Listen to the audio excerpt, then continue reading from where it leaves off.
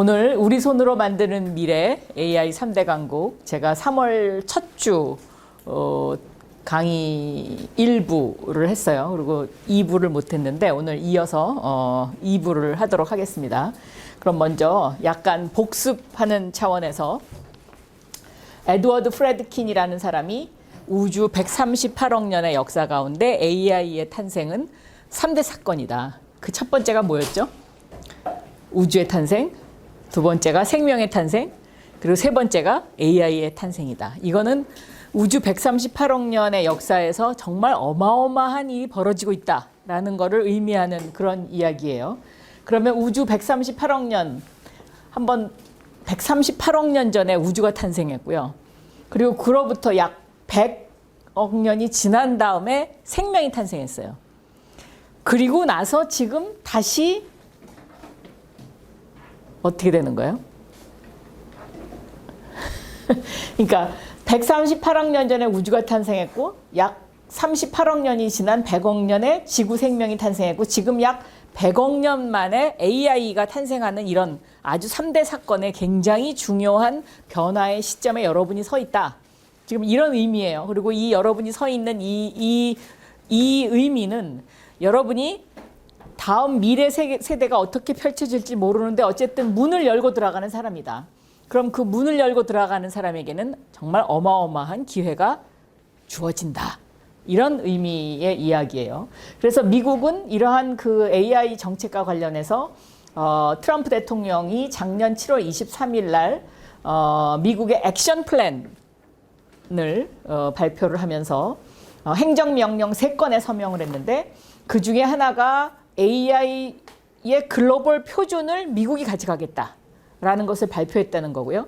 이 글로벌 표준을 미국이 가져가겠다는 거는 앞으로 펼쳐질 AI 산업과 관련해서 미국이 표준을 제시함으로써 모든 것들을 다 미국이 주도하고 미국이 따라가게끔 하겠다라는 거고, 두 번째가 미국의 데이터 센터나 반도체 공장의 허가 절차를 간소화한다. 이건 어느 나라나 하는 거라서 우리하고도 비슷한 건데, 세 번째가 이 워크 AI 방지, 그러니까 이념적 편향을 방지하겠다. 다시 말하면 AI가 정치적으로 한쪽으로 쏠림 현상이 일어나지 않도록 학습하는데 유의하겠다. 이제 겉으로는 그렇게 중도를 표방하는 건데, 이거는 트럼프 대통령이 공화당이기 때문에 미국 민주당이 주도하고 있는 다양성이라든가 또 소수민족 우대라든가 또 이런 어떤 진보적 가치를 AI가 많이 공부하지 못하도록 하겠다. 이런 것들을 발표하는 어떤 행정명령에 미국이 서명을 했다. 이제 이걸 설명을 했고요. 그래서 미국의 그 행정부가 이걸 발표하고 나서 미국 의회에다가 이런 AI와 관련된 이러한 입법을 좀 했으면 좋겠다. 그래갖고 6대 핵심 목표를 발표를 해요. 그 중에 이제 하나가 아까 이야기했던 안티워크 AI, 이념적 편향 방지라는 어떤 그 편향성 제거, 이거를 굉장히 지금 트럼프 행정부가 강조를 하고 있죠. 그리고 또 우리가 유념해서 봐야 될 게, 이 창작자의 저작권은 보호가 필요하지만 AI 학습을 위한 이용은 공정한 것으로 간주한다. 그러니까 AI는 퍼블릭이 사용하는 거기 때문에 이런 어떤 원작자, 창작권과의 어떤 이런 저작권 보호를 할 필요는 하지만, 그렇지만 이거는 공정한 것이다. 그런데 여기다 단서 조항을 달아놨어요. 단 최종 판단은 사법부가 결정한다. 그러니까 예를 들어서 지금 AI가 LLM을 하면서 학습을 하면서 구글에 있는 모든 거를 다 끌어다가 학습하고 또 다른 자료 갖다 끌어다 학습하고 그러잖아요.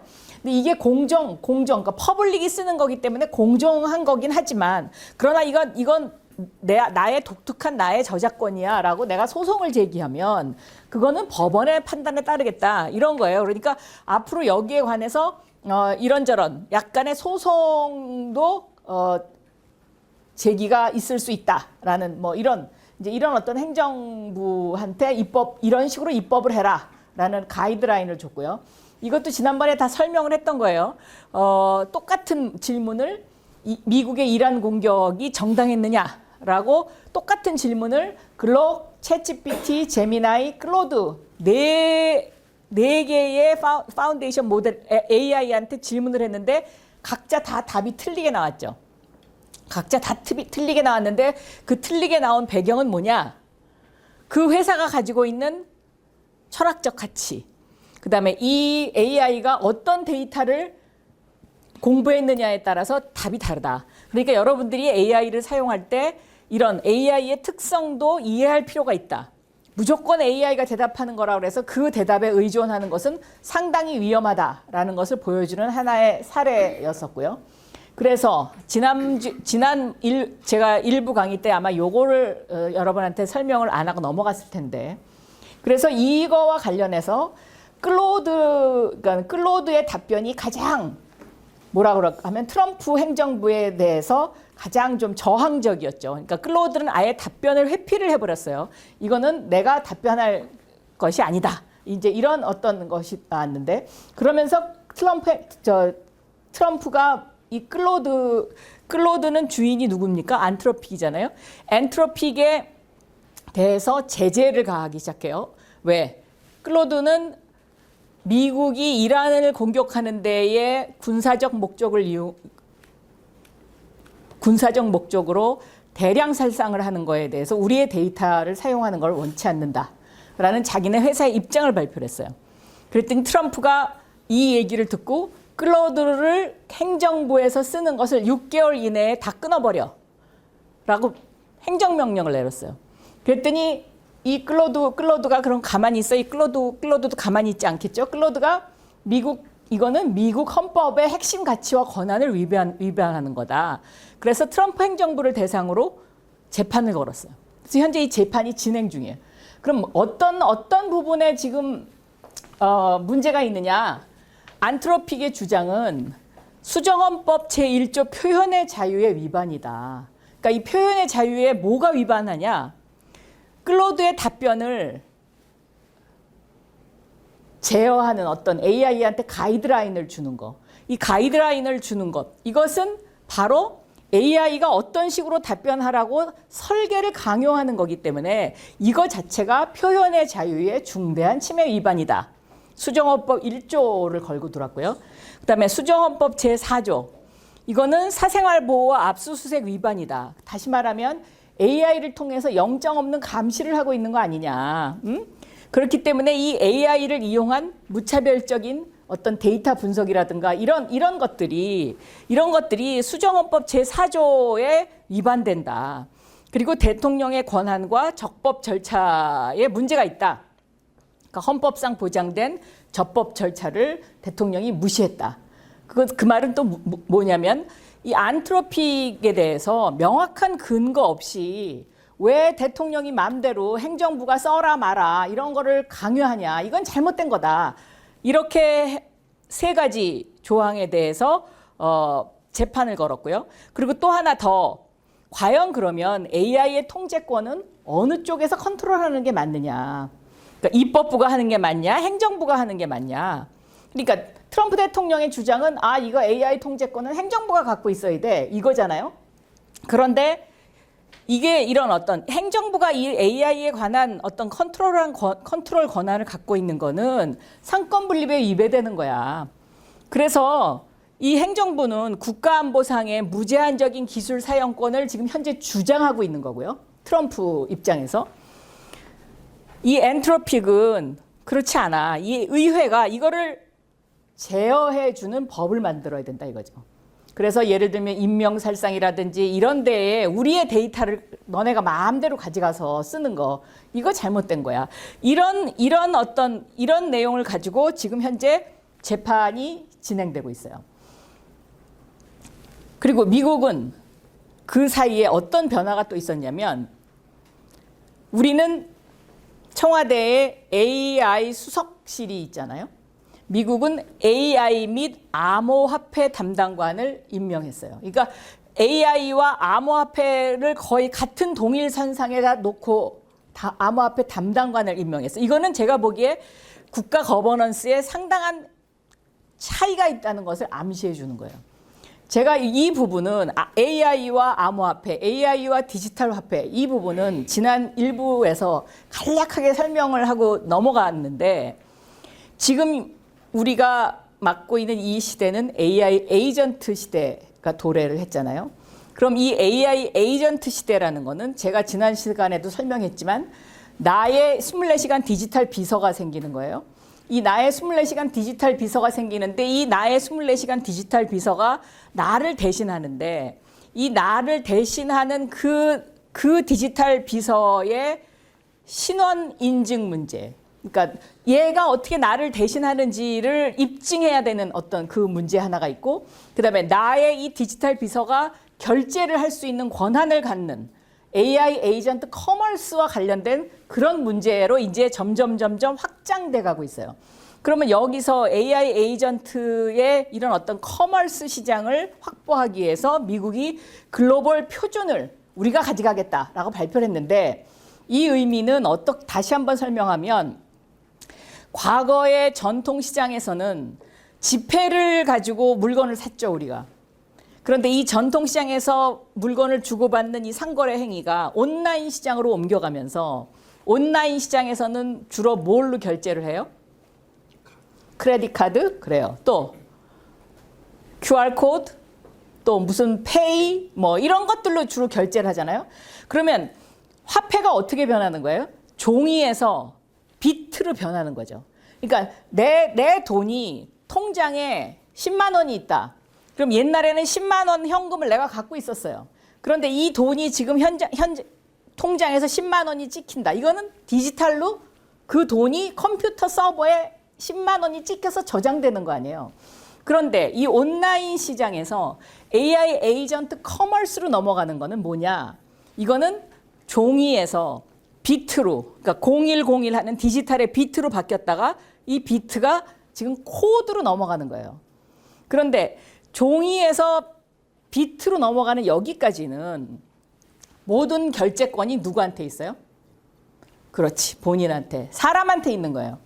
그렇기 때문에 이거는 커다란 어떤 소용돌이의 변화라고 볼 수 없어요. 그런데 여기 이 비트에서 코드로 넘어가는 이 시장은 내가 결제하는 게 아니라 누가 결제를 해요? 에이전트가 결제를 하는 거예요. 그러니까 기계가 결제를 하는 거예요. 그러니까 이제는 언어가 바뀌는 거예요. 그러니까 그동안은 사람이 결제를 했어요. 사람이 결제하고 사람이 인증하고 내가 만약에 크레딧 카드에 무슨 문제가 생겼다. 누군가가 내 크레딧 카드를 해킹했다. 그래도 내가 이것을 인정해야 은행이 나를 인정해 주는 체제였잖아요. 근데 지금 이제는 AI 에이전트로 넘어가면 나 아닌 디지털 AI가 스스로 결제를 하게 만드는 거예요. 그래서 이 비트로는 이 AI와 비트가 대화하기가 힘들어. 그래서 이 돈이 다시 비트에서 코드로 바뀌는 거예요. 근데 왜 코드로 바뀌어야 되느냐? 그거를 설명을 드릴게요. 지금까지의 은행은 사람의 승인을 전제로 설계가 됐어요. 그렇기 때문에 이 AI가 예를 들면 기계가 이 승인을 할 수 있는 그 시스템이 아니에요. 지금은 예를 들면 내가 나를 증명하기 위해서 크레딧 카드로 결제를 할 때 뭐 예를 들면 문자로 전화번호 내 전화번호를 주고 인증번호를 다시 보내고 이거 여기까지는 사람이 하는 거기 때문에 종이에서 비트로 바뀌는 이 시스템까지는 우리가 그렇게 큰 변화가 있다고 생각하지 않아요. 근데 이 다음 코드가 넘어가는 것은 기계가 이거를 서로 AI 에이전트, 박윤아의 거미 에이전트와 베노엘의 X세대의 에이전트가 서로 대화를 하면서 우리 주인이 오렌지 주스를 한 잔 사오래. 그런데 우리 주인은 예를 들어서 뭐 제주도산 오렌지를 좋아해. 너 그런 거 얼마 어디서 파는지 알아? 서로 대화를 하면서 이거에 대해서 그래서 그 주인이 원하는 오렌지 주스를 내가 찾았어요. 그럼 그걸 결제해야 될 거 아니에요. 그럼 그 결제하는 그것은 기계끼리의 대화이기 때문에 이제는 코드로 넘어가는 거예요. 그럼 이 코드로 넘어가는 이 상황에서는 어떤 화폐가 가장 친화적일까요?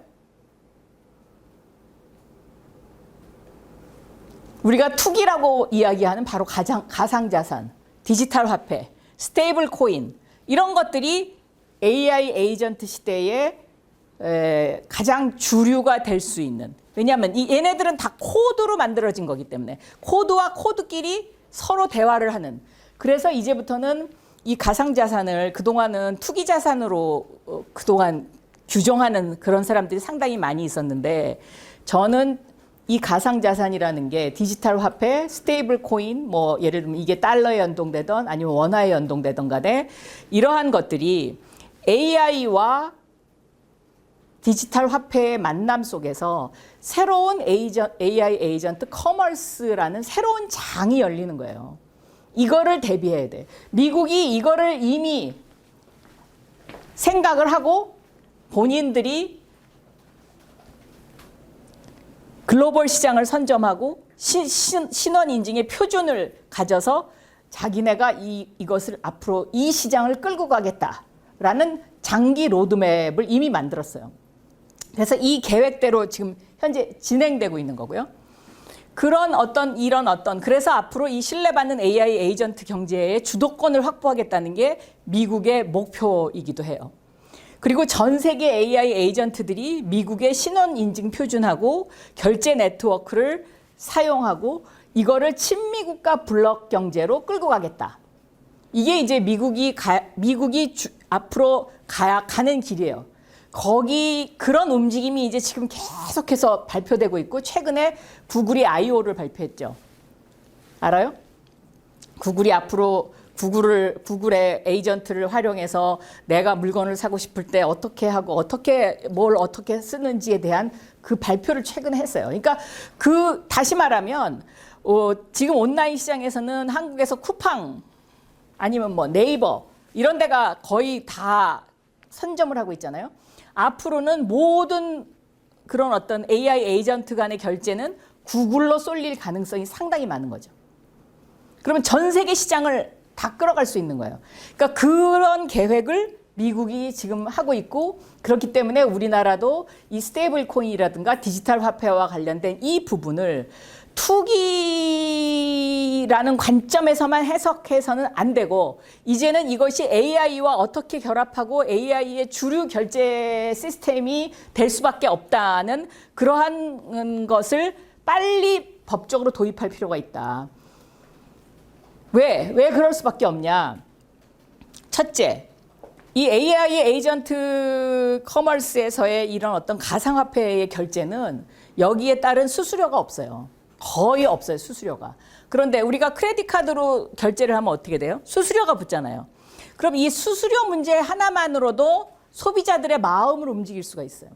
두 번째는 국경 간의 거래를 하는데 환율의 문제가 생기잖아요.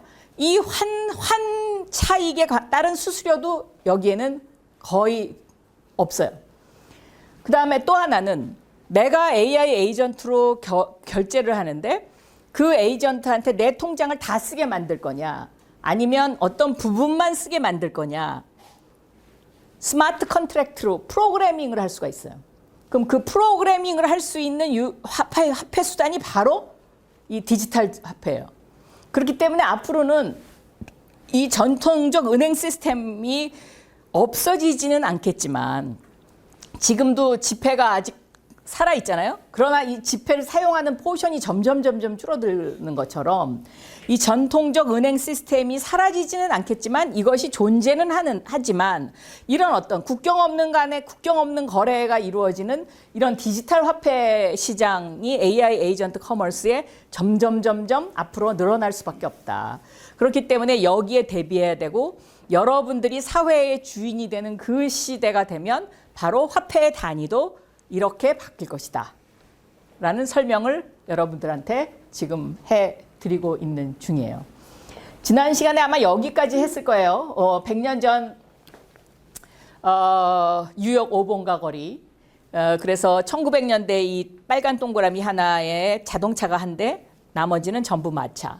그리고 1913년대 빨간 동그라미 하나에 자동차가 전체, 그리고 마차가 한 대. 그러니까 결국 마차에서 자동차로 바뀌는데 몇 년 걸렸어요? 13년 걸렸죠. 그럼 이 시대에도 똑같은 그런 고민이 있었어요. 예를 들면 마차를 가진 사람들, 주로 귀족들이었어요. 이 귀족들이 자동차가 등장했어요. 이게 새로운 어떤 기술 발달에 따른 새로운 문명이 등장한 거예요. 그런데 이 시대에 이 사회를 지배하던 기득권은 바로 마차였어요. 그래서 자동차는 영국에서 시작했지만 영국이라는 사회 자체가 이 마차를 중심으로 한 귀족 사회의 기득권을 지켜줘야 되기 때문에 영국은 이 당시에 무슨 법을 만들었냐? 붉은 깃발법을 만들었어요. 붉은 깃발법이라 함은 자동차가 마차보다 빨리 달리지 못하도록 하는 법이에요. 그러니까 그런 규제를 가한 거예요. 영국이 이런 붉은 깃발법을 만드는 데에는 마부를 보호해야 된다라는 그런 명분이 있었지만 그 명분 뒤에는 그 마차의 주인이 되는 귀족의 세계를 보호하는 그 기득권층을 보호하는 거기에도 방점이 찍혀 있었던 거죠. 그래서 자동차 산업이 영국에서 시작했지만 미국으로 건너가게 된 가장 결정적인 이유 중에 하나가 바로 이런 붉은 깃발법인 거죠. 그러니까 이 발달하는 기술혁명을 거스를 수가 없는 거예요. 거스를 수가 없고 그 흐름을 어떻게 이해하느냐에 따라서 이렇게 대변혁이 있을 때 억만장자들이 나타나요. 그러니까 예를 들면 자동차를 만들었던 포드, 이 당시에 록펠러, 카네기, 지난 100년에 미국의 어떤 그 가장 큰 부를 축적했던 시기가 바로 100년 전이에요. 근데 지금 바로 AI로 전환되고 있잖아요. 이 AI로 전환되는 이 시대에 바로 주인공이 여러분들이고 여러분들한테 많은 기회가 주어질 것이고 그리고 또 새로운 부의 축적이 일어날 수 있는 그런 새로운 기회가 온 거예요. 그러니까 그렇게 해석을 하는 게 맞아요. 이게 내 직업을 뺏어가는데 어떡하지? 그러니까 옛날 마부처럼 마부가 나는 운전을 할 수 없어. 그러니까 나는 계속 마차를 몰아야 될 것 같아. 이런 사람은 어떻게 돼요? 결국 그 기술의 발달과 함께 도태될 수밖에 없잖아요. 그런데 자동차가 생겼어? 그래. 그럼 자동차를 운전하는 걸 배워야 되겠구나. 응? 그래서 운전을 시작하고 그럼 이 자동차를 활용해서 내가 그동안에 예를 들면 마차를 활용해서 계란을 팔러 다녀요. 그럼 하루에 1km도 못 가. 그런데 자동차를 활용해서 계란을 팔러 다니면 하루에 10km, 20km를 막 다닐 수 있잖아요. 그러면 나의 영역이 점점 넓어지면서 나한테 그만큼 많은 기회가 주어지는 것처럼 이거를 긍정적으로 나는 받아들이는 게 그것이 앞으로 여러분들의 어떤 AI와 AI 시대를 살아가는 하나의 방법이 될 것이다 라고 생각을 하고 이 AI를 잘 이해를 해야 되는데 AI를 잘 이해하려면 바로 There is no AI without chips. AI는 반도체 없이는 작동하지 않아요. 그래서 이 반도체에 대해서 좀 이해를 할 필요가 있어요. 도대체 반도체란 뭐냐? 반도체는 뭐예요? 전기가 흐를 때도 있고 그렇지. 반도. 전기가 흐를 때도 있고 안 흐를 때도 있고. 기술적으로는 그런 거죠. 그런데 반도체는 결국은 뭘 하기 위해서 만들어지는 거예요? 연산. 반도체 이퀄 계산기인 거예요. 자, 그래서 이 반도체에 투자하고 반도체를 개발을 시작한 나라가 어디예요? 미국이죠. 근데 이 미국은 그럼 어떻게 해서 반도체에 투자를 하게 됐을까요? 아이러니하게도 미국이 베트남전에서 패배했잖아요. 이 베트남전의 패배가 바로 반도체 투자와 연결돼 있어요. 그러니까 미국이 6.25 전쟁에서 대한민국에 떨어뜨린 포탄수가 65만 톤이에요. 그런데 미국은 베트남전에서 1965년부터 68년까지 3년 동안 미국이 지상군을 파견하지 않고 공중전으로 끝내려고 롤링 썬더 작전이라는 것을 시작해요. 근데 그 3년간 롤링 썬더 작전에서 떨어뜨린 포탄수가 85만 톤이에요. 그러니까 6.25 전쟁보다도 20만 톤이나 많은 포탄을 떨어뜨렸는데 북베트남에 졌어요. 왜 졌을까? 너무 아파. 미국은 이 베트남전의 패배가 너무 아팠어요. 그래서 그 패배 원인을 조사하기 시작했어요. 근데 그 패배 원인 중에 하나가 바로 오발탄 문제였어요. 그러니까 그 당시에 명중률이 9.2%에 불과했어요. 그러니까 100발이 떨어지면 90발이 딴 데로 가는 거예요. 근데 1, 2차 세계대전에서는 무조건 폭탄을 떨어뜨리는 것이 산업도시에서의 싸움이었기 때문에 뭐든지 파괴가 됐기 때문에 이게 오발탄이 나더라도 크게 문제가 안 됐어요. 근데 북베트남은 밀림지대에다가 또 농경사회에다가 그러니까 포탄이 막 아무데나 떨어지면 별로 피해가 없어. 그렇죠. 그리고 1, 2차 세계대전의 어떤 그 결과를 보고 북베트남이 소련에다가 연락을 해가지고 방공망을 설치를 해버렸어요. 그래서 이 미국이 떨어뜨리는 포탄이 오발탄이 되도록 유도하는 것도 있었어요. 그래서 미국은 이때 이걸 보고 더 이상 우리가 재래식 전쟁의 방법으로는 앞으로 승리할 수 없겠구나. 미래의 전쟁에서 승리할 수 없겠구나. 그러면 어떻게 해야 되냐? 명중률을 높여야 되겠구나. 명중률을 높이려면 어떻게 해야 되냐? 유도 무기를 만들어야 돼. 그럼 유도 무기를 만든다는 거는 뭐냐? 재래식 무기에다가 센서와 통신 장비를 다는 거예요. 그러니까 옛날 자동차를 한번 생각해 보세요. 옛날 자동차에 센서 있었어요? 센서 없었죠. 그러니까 우리가 자동차를 뒤로 백하려면 어떻게 해야 돼요? 사람이 뒤를 돌아서 봐야 되죠. 지금은 센서가 붙어 있기 때문에 뒤를 돌아보지 않고도 그냥 핸들 하나만 돌려서 그 자동차가 하라는 대로 하면 되잖아요. 자, 옛날에 통신 장비 있었어요, 자동차에? 없었죠. 그러니까 지도를 찾아가지고 갔잖아요. 근데 지금은 통신 장비가 있으니까 GPS 다운로드 받아서 가라는 대로 촉촉촉촉 가는 거죠. 똑같은 원리예요. 그러니까 재래식 무기에다가 통신 장비하고 센서를 다는 거예요. 아이들이 가지고 노는 장난감, 리모트 컨트롤을 가지고 하는 거 똑같아요.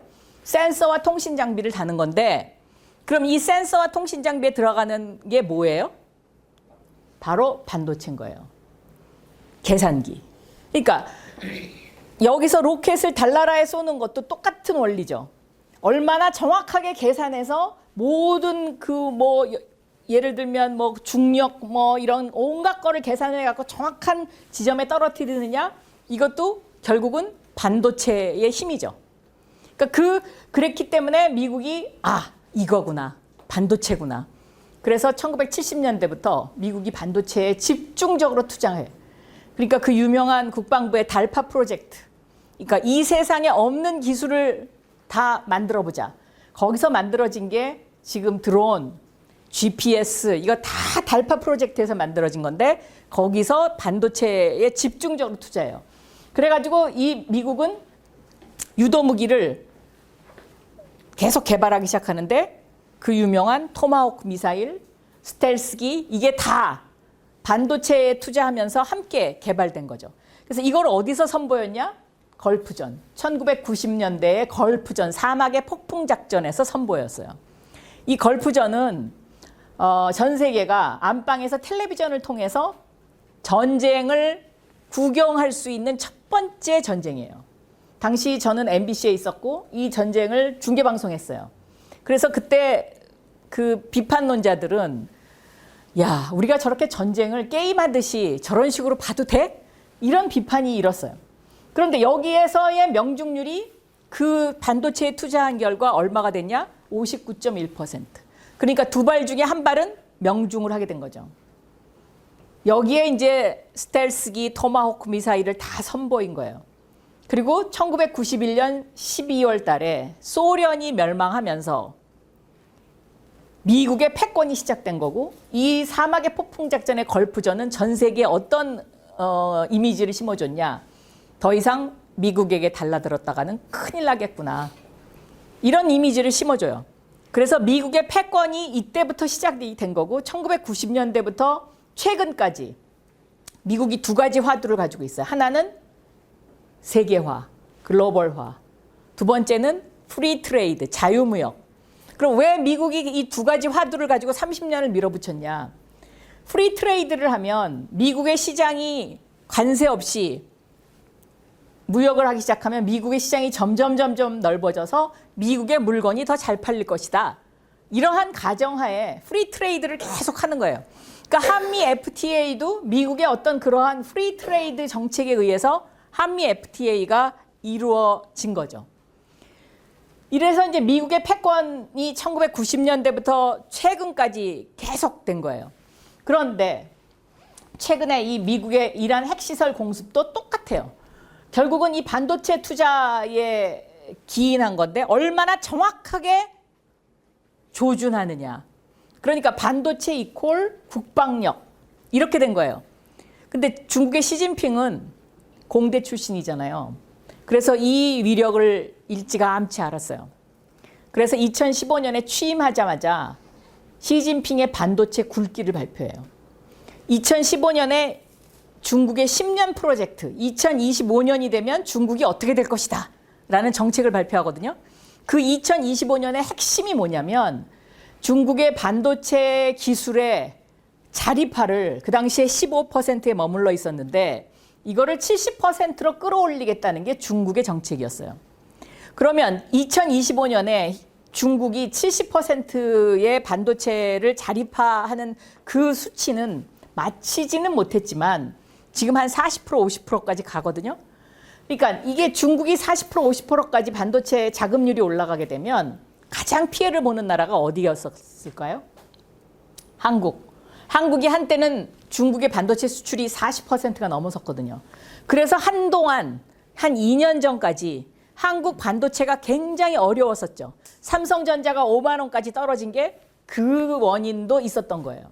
그러니까 우리나라가 이런 어떤 중국의 정책과 관련해서 이 부분을 간과하고 있었던 거죠. 중국이 내수를 점점 늘리면 한국의 수출 물량이 그만큼 줄어들기 때문에 우리도 다른 대책을 했었어야 되는데 그거를 간과했고 시진핑은 반도체 기술 이퀄 국방력이라는 것을 일찌감치 알아서 우리가 미국을 따라잡으려면 우리도 똑같이 반도체에 투자해야 된다. 이 정책을 강력하게 밀고 나갔어요. 그리고 미국이 실수한 게 뭐냐? 2001년도에 중국을 WTO에 가입시킨 거예요. 그러니까 중국의 WTO 가입은 어떤 의미였냐면 WTO에 가입하려면 글로벌 스탠다드를 맞춰줘야 되잖아요. 근데 이 글로벌 스탠다드를 맞춰주는 것 중에 중요한 것이 그동안에 중국은 공산당이 주요 전략 첨단 기술은 공산당이 관장을 했어요. 이걸 민간한테 주지 않았어요. 그런데 WTO에 가입하면서 이걸 풀어줬어요. 그래서 반도체도 민간이 할 수 있게 된 거예요.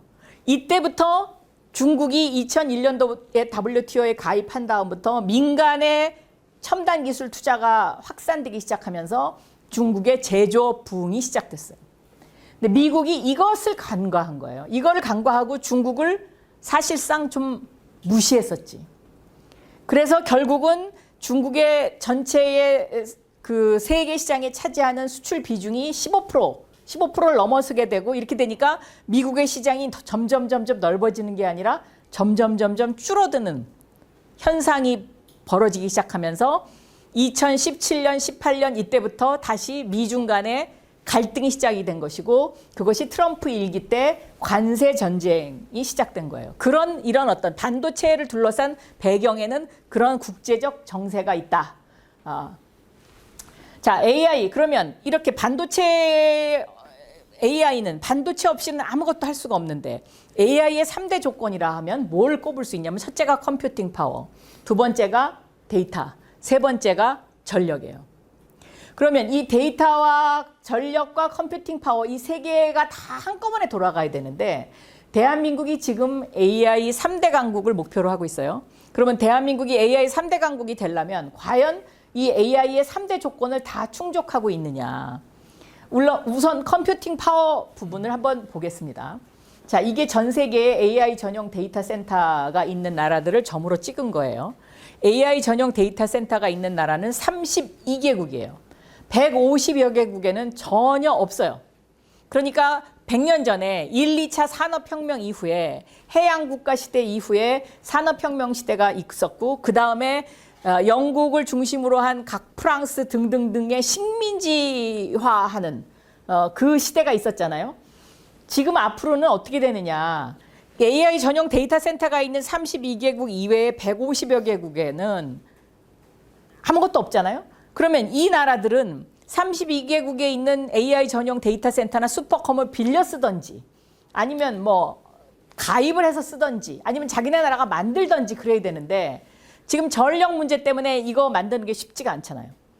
그러면 어떻게 돼요? 결국은 디지털 식민지화가 될 수밖에 없는 거죠.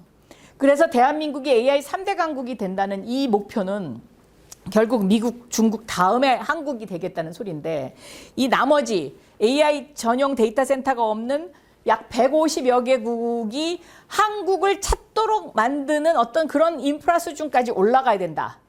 이런 거를 의미하는 거고요. 여기서 AI 데이터 센터 보유 순위를 보면 1등이 미국, 2등이 중국인데 거의 차이가 없죠.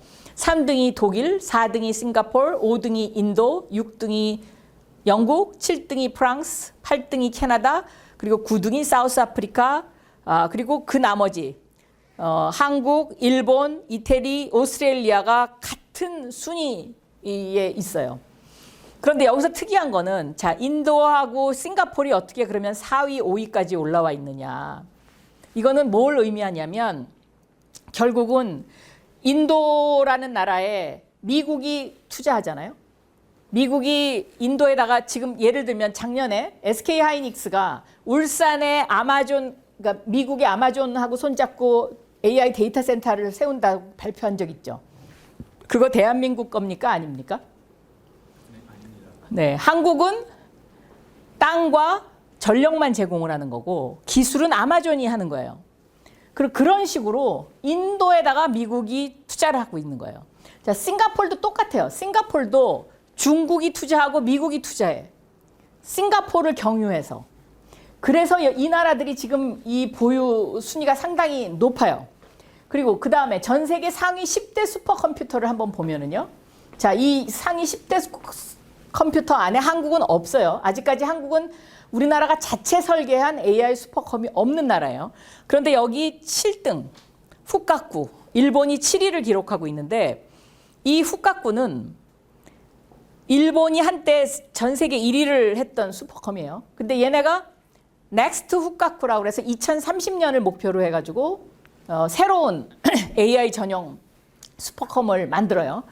만드는데 여기에 보면 중국이 없어요. 그런데 사실상 중국은 이걸 공개하지 않고 있기 때문에 통계에 잡히지 않은 거지 중국이 이 정도에 저는 위치하고 있다고 봐요.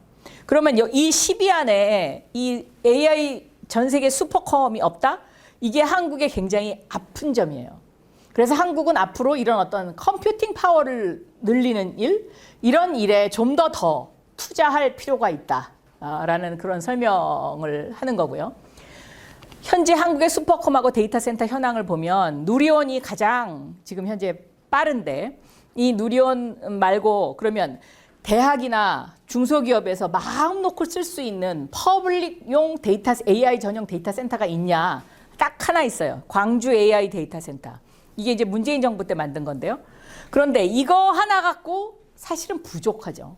그래서 지금 해남에 뭐 국가 전용 데이터 센터를 이렇게 짓고 있는데 이런 인프라 시설을 좀 더 늘릴 필요가 있겠다라는 거고요.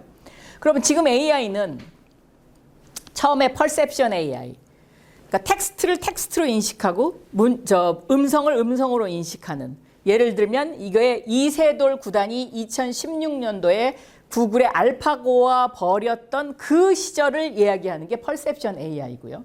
그 다음에 등장한 게 챗GPT. 2023년 11월 30일인가요? 그때 그 챗GPT가 등장을 했고 지금은 2026년의 화두는 에이전틱 AI죠. 24시간 내 비서. 그럼 이 에이전틱 AI가 가동되고 나면 그 다음에 어떤 시대가 오냐? 피지컬 AI 시대가 오는 거예요. 근데 중국은 이미 일찌감치 이 피지컬 AI 시대를 겨냥한 정책을 펴기 시작했어요. 왜 그러냐?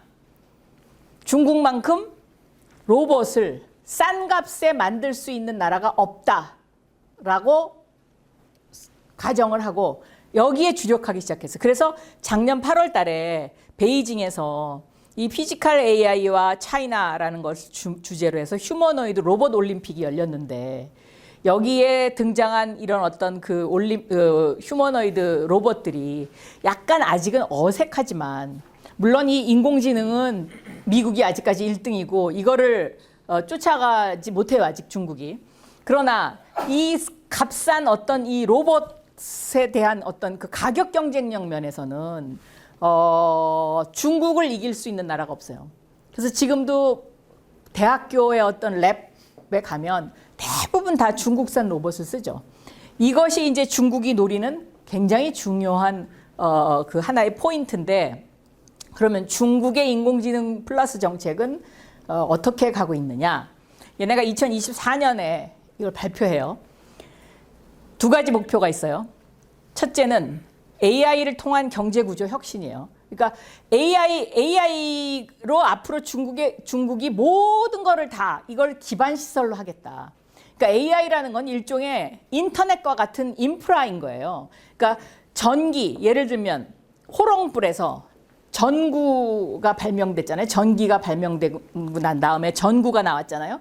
그런 변화인 거예요. 그러니까 마차에서 자동차로 그런 변화인 거예요. 그래서 모든 어떤 경제 구조를 AI를 기반으로 하겠다는 거하고, 두 번째는 미국 제재에 대한 기술 자립 생태계를 구축하겠다. 이 두 가지 커다란 목표가 있었고, 이 커다란 목표를 향해서 로드맵을 발표했는데 2027년도에 지능형 시스템 보급률을 70% 달성하고 2030년에 산업 전반의 AI 내재화의 보급률이 90%, 그리고 2035년에는 전면적 지능형 경제사회에 진입을 해서 AI 경제사회를 구축하겠다. 이렇게 발표를 했어요. 그러면 결국은 2035년이 되면 중국이 세계 넘버원이 되겠다는 거예요. 미국을 이기겠다는 거예요. 그럼 미국을 어떻게 이기냐? 6가지 AI 기술 6대 융합 분야를 통해서 우리가 미국을 이길 거다. 첫 번째, 과학. 이건 어느 나라나 다 하는 거니까. 그런데 중국이 특별히 바이오, 제조, 양자를 콕 집어서 발표한 거. 이게 특징적인 거고요. 그 다음에 산업에 있어서는 농업의 디지털 전환. 요게 저는 좀 특징적인 거로 보여요. 그 다음에 세 번째, 소비 업그레이드. 스마트 자동차, 지능형 로봇, 스마트 가전, 이러한 새로운 유형의 소비 확대를 하겠다는 건데, 이 말은 뒤집어 놓고 보면 앞으로 중국은 이런 어떤 스마트 자동차라든가 로봇이라든가 가전제품은 다 100% 중국산으로 하겠다는 소리예요. 그러니까 이 부분에 있어서 이 내수를 확대하겠다. 이 전략인 거고요. 그다음에 네 번째는 민생복지, 뭐 보건, 의료, 뭐 교육 등등 공공서비스 AI 확대를 통한 삶의 질 향상. 이것도 어느 나라나 목표를 하고 있는 거고. 다섯 번째, 거버넌스. 이게 이제 우리하고 좀 다른 건데, 도시 운영을 스마트화하겠다. 이게 무슨 소리냐? 중국은 주요 도시에 시티 브레인이라는 시스템이 들어가 있어요. 그러니까 이 시티 브레인이라 함은 우리도 CCTV가 다 있잖아요. CCTV가 다 있는데 전 도시에 이 CCTV를 다 달아가지고 홍채 인식을 시작했어요. 2016년부터. 한때 이 홍채 인식이 지나친 개인정보의 문제다라고 비판도 있었지만 중국 정부는 이걸 싸그리 무시하고 홍채 인식을 시작해서 항저우를 시작으로 해서 항저우, 상하이, 북경. 그래서 중국 정부가 웬만한 중국 인민들이 어디 가서 뭐 하고 있는지 대부분 다 알아요. 그러다 보니까 이걸 하고 나니까, 시티 브레인을 하고 나니까 치안이 너무 좋아졌어요. 30%가 개선됐어요. 치안이. 그다음에 교통 흐름이 너무 좋아졌어. 이 AI가 다 교통을 통제하니까 약간 속도가 무지하게 빨라졌어요. 교통 흐름이. 이거는 제가 보기에는 중국이 다른 나라가 갖지 못하는, 정말 중국만의 어떤 그 데이터를 확보를 해서 개인정보 이 부분과 관련된 것을 다 무시하고 독보적으로 지금 발전하고 있는 거고요. 글로벌 협력 부분과 관련해서는 요것이 특이한 거예요. AI 오픈소스 생태계를 추진하겠다. 아까 미국은 어떻게 한다고 그랬어요? 친미국가 블록 경제를 추진한다고 그랬죠. 그래서 미국과 우호적인 나라끼리만 거래를 하고 우호적인 나라끼리 뭘 하겠다는 건데, 중국은 오픈소스 생태계로 가겠다. 그러니까 작년 1월 달인가요? 올 1월 달인가요? 딥시크. 작년이죠. 딥시크 이것도 결국은 AI 오픈 소스 생태계의 대표적인 거잖아요. 그러니까 이제는 동남아시아 국가, 아프리카 국가, 남미 국가 이런 나라들이 다 중국의 오픈 소스를 갖다가 쓰는 거예요. 그러면 자연적으로 그 생태계가 형성이 되겠죠. 그래서 자기네 나라, 그러니까 미국이 친미국가 블록을 만들면 우리는 그래 나머지 나라를 다 흡수할게. 이것이 시진핑의 1대1로 정책과 맞물려 돌아가면서 지금 중국의 세력이 점점 확산되고 있는 거죠. 특히 이번에 시진핑과 트럼프 대통령 트럼프 대통령의 북경 방문을 통해서 중국이 확실한 G2 국가인 것을 전 세계에 보여줬고, 그다음에 미국이 지금 얼마만큼 힘이 약화되고 있는지를 보여준 대표적인 사례가 되고 있어서 이런 어떤 오픈 소스 생태계로의 발전을 계속 중국이 한다면 2035년이 되면 과연 미국이 지금의 패권을 유지할 수 있을까? 여기에 퀘스천 마크를 다는 사람들의 숫자가 점점 늘어나고 있죠. 그러면 이 AI 시대는 과연 우리를 어떻게 변화시킬 거냐? 김상윤 교수님이 미디어 아트 쪽을 하고 계시기 때문에 제가 미디어 커뮤니케이션 부분을 한번 살펴봤어요. 첫째, 이 AI가 미디어의 생산 질서를 변화시켜요. 어떻게 변화시키냐? 지금은 내가 어떤 기사를 찾아서 검색하고 읽어봐야 돼. 그런데 이 AI 에이전트가 생김으로 인해서 기사가 합성 맥락으로 바뀌어요. 이제 단순 하나의 단독 기사에서 이것저것 조합을 해서 박유나 거미가 좋아하는 기사만 AI 에이전트가 골라오는 거예요. 그런 식으로 바뀌어요. 그래서 이 사용자의 관심사에 따라서 AI가 실시간 데이터로 재구성을 하는 형태로 미디어가 이제 바뀌어 가고 있는 거고, 단 한 사람만을 위한 뉴스 인터페이스 시대가 열리는 거죠. 결국은 이 AI 에이전트가 그거를 하는 거고요. 그 다음에 합성 미디어가 이제 주류가 되면서 미디어 제작 비용이 점점 0으로 수렴하죠. 그러니까 커다란 이런 어떤 카메라라든지 뭐 방송시설, 스튜디오를 갖고 있는 어마어마한 거대 방송사와 1인 미디어가 별로 차이가 없어지는 거예요. 그러면 어떻게 되겠어요? 이 거대 방송시설을 갖고 있는 방송국은 점점 쇠퇴할 수밖에 없겠죠. 그러니까 그렇게 제작 한계 비용이 0에 수렴을 하고 나니까 1인 미디어가 점점 활성화될 수밖에 없고, 전문 언론사와의 기술적 격차가 감소되면서 어떻게 돼요? 컨텐츠가 막 대량적으로 생산이 되지 않겠어요? 지금 이미 이런 변화가 오고 있죠. 여러분 느껴요, 그거? 네. 그 다음에 이 AI 시대와 커뮤니케이션을 봤을 때 유통 질서도 바뀌어요. 그러니까 검색형 피드에서 이제 에이전틱 AI가 알아서 다 골라주는 거예요. 취향에 따라서. 그리고 개인 직접 검색에서 개인의 AI 에이전트가 이제 브리핑을 해주는 거죠. 아침에 일어나면 내가 내 핸드폰에 내가 관심 있는 뉴스가 쫙 정리돼서 떠 있어요. 그걸 에이전트한테 자기 전에 시키고 자면 되는 거예요. 근데 밤새 이런 거 골래와. 응? 그래갖고 결국은 이 AI 에이전트 시대는 AI 트래픽도 재편을 하는데, 어떻게 재편을 하냐? 지금까지는 인간 독자만 생각하면 됐는데 이제는 이 컨텐츠 자체가 AI한테 잘 보여야 돼. AI 에이전트한테 잘 보여야 돼. 그래서 AI 크롤러나 에이전트한테 채택이 되게끔 바뀌어야 되는 거죠. 그러니까 광고 시장도 이제 바뀌는 거죠. AI 에이전트 시대가 오므로써 지금까지 하던 그런 스타일의 광고 갖고는 살아남을 수가 없는 이제 이런 상황으로 점점 변해가고 있는 거죠. 그 다음에 또 하나, 이렇게 되니까 이 출처 문제가 이제 되는 거죠. 가짜 뉴스가 많이 생성되고 1인 미디어 시대가 되니까요.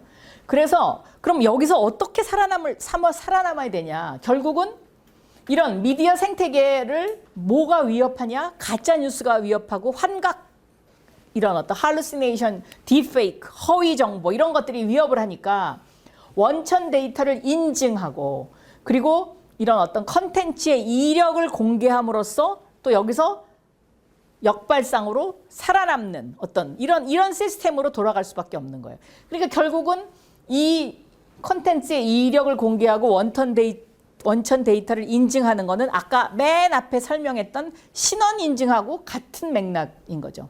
그러니까 너의 출처가 뭐냐? 이거를 분명히 해주는 그런 콘텐츠가 살아남는다. 그 다음에 AI가 흉내낼 수 없는 심층 취재라든지 또 인간 저널리스트의 주체적 관점의 가치가 극대화된 기사라든가 이런 것들의 밸류가 점점 높아질 수밖에 없다. 다음에 또 어떤 게 있냐? 이 관계의 질서가 바뀌는데 수용자에서 상호작용적 동반자로 이거는 이미 이렇게 이제 서로 커뮤니케이션 하는 그런 동반자적 관계가 됐잖아요. 옛날에는 MBC 9시 뉴스 그러면 그 시간에 가서 딱 봐야 됐는데 이제는 꼭 9시에 안 보고 내가 원하는 시간에 유튜브 찾아서 보는 거하고 같은 흐름이죠. 그런데 이제 AI 시대가 되면 뭐가 달라지냐? 이 뉴스가 내 삶에 어떤 영향을 미친다는 거야. 사람들이 이걸 묻기 시작해요. 그래서 AI한테 그래 오늘 그래 그런 뉴스가 있었지. 그러면 이게 나하고 무슨 관계가 있어? 그러면 이 AI 에이전트가 그거를 검색해가지고 답을 해주는 이러한 새로운 형태의 미디어가 등장할 거다. 그래서 이제 인간이 어떤 기계하고 점점 소통을 하면서 이런 어떤 세상에 벌어지는 일들과 나와의 관계를 더 깊숙하게 생각하게 되는 AI 시대에는 이러한 변화가 있을 거다. 그래서 여러분들이 살아가는 이런 어떤 지금의 시대는 결국 There is no AI without chips에서 There is no life without AI. 그러니까 여러분은 AI 없이는 앞으로 모든 것이 AI 없이는 이루어지지 않는다. 그러니까 AI는 여러분의 동반자인 거고 여러분을 도와주는 디지털 비서인 거예요. 그래서 이 AI를 친화적으로 받아들이면서 내가 여기서 살아갈 수 있는 나만의 어떤 그 독특한 나, 유니크한 나 이런 거를 더 많이 생각하고 더 많이 고민해야 되는 것이 아닌가 이렇게 생각합니다. 오늘 2부 강의를 여기서 마치고 이제 질의응답 하도록 하겠습니다. 네.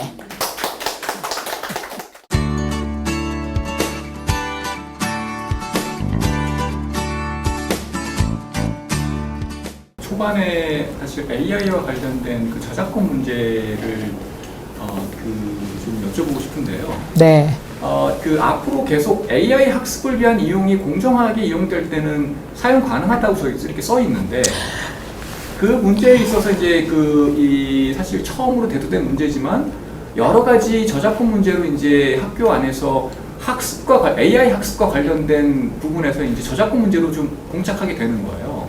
그래서 앞으로 이게 어떻게 될지를 좀 여쭤보고 싶습니다. 그거는요 아마 제 짐작에는 그 시를 쓴 본인 그 시인 저자가 챗GPT 쪽에다가 나는 이런 것을 원치 않는다. 그러니까 내 데이터는 거기서 빼달라.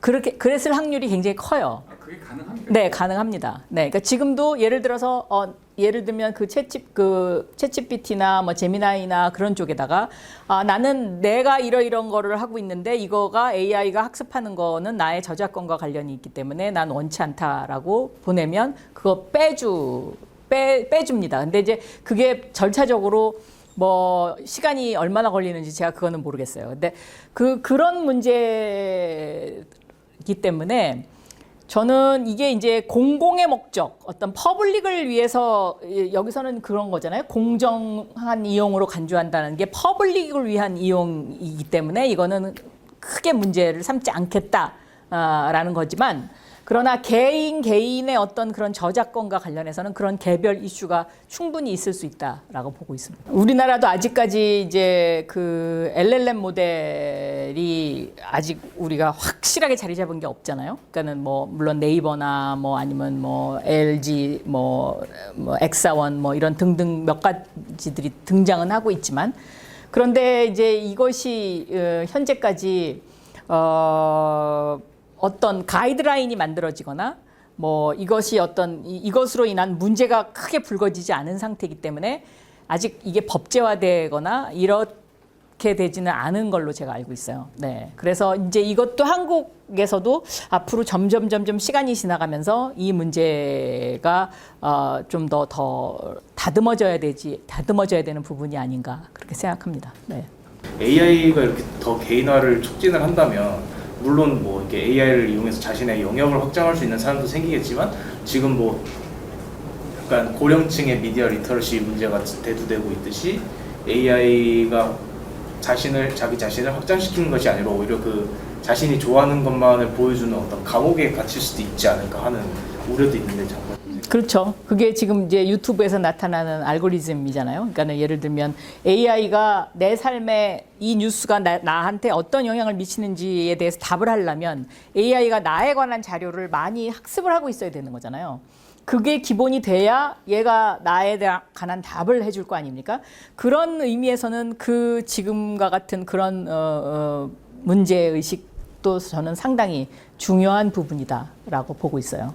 그래서 점점 양극화가 심해지는 사회. 그럼 이거를 어떻게 다시 좀 중화적인 사회로 바꿀 거냐. 이것도 하나의 또 사회적인 하나의 중요한 테마다라고 보고 있습니다. 네. 되게 자본적인 가치가 높아져서 소수만 누릴 수 있는 상품이 되지 않을까라는 우려도 조금 들었거든요. 그런 측면에서 뭔가 말씀하셨던 것처럼 우리가 지금 보고 있는 레거시 미디어가 완전히 해체될 거라고 보시는지 어떻게 보호돼야 된다고 생각하세요? 그러니까 예를 들어서요, 그 신문 방송이 생기면서 신문이 없어질 거다. 한동안 그랬거든요. 그게 70년대, 80년대, 90년대까지 그랬어요. 그런데 결국 없어지진 않잖아요. 그런데 포션이 점점 줄고 영향력이 주는 건 확실한 거죠. 그러니까 아까 화폐의 변화도 똑같잖아요. 예를 들면 우리가 지폐를 가지고 서로 물건을 사고 팔다가 이게 크레딧 카드로 옮겨갔어요. 그럼 크레딧 카드 처음에 나왔을 때는 다 낯서니까 안 쓰는데 이게 지금 익숙해서 이게 어떤 메인스트림이 돼버렸잖아요. 그리고 돈을 요새 동전 들고 다니는 사람 없고 지폐 몇 장 안 가지고 다니잖아요. 거의. 그런 것처럼 점점 포션이 주는 건 확실하겠죠. 그러나 완전히 없어지진 않겠죠. 질문이 그러면 없으시면 오늘 여기서 마치도록 할까요? 감사합니다.